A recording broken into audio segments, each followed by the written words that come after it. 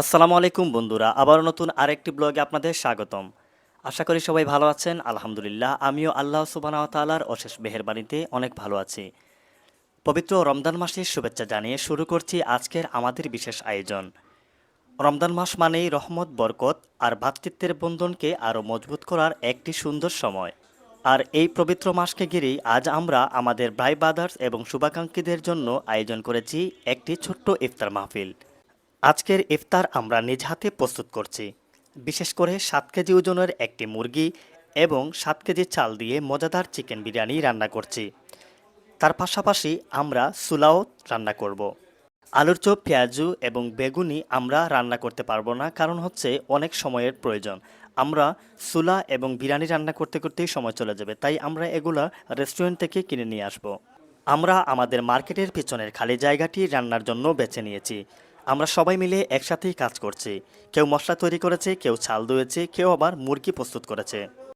এই পুরো আয়োজনের উদ্দেশ্য হলো সবাই মিলে একসাথে বসে ইফতার করা, আনন্দ ভাগাভাগি করা এবং রমজানের বরকতকে আরও সুন্দরভাবে উপভোগ করা।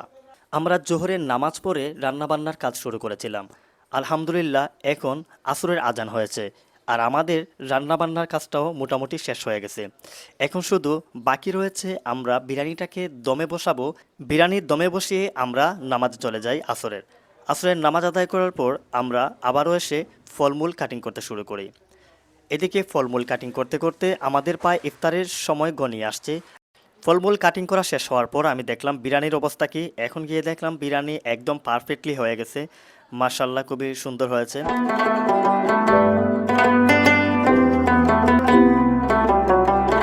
ইফতারের সময় খুবই নিকটে চলে আসছে। তো এখন সবাই ইফতার রেডি করতেছি আমরা। আমাদের যে মেহমানরা আসবেন তাদের জন্য আমরা প্রস্তুতি করে নিচ্ছি।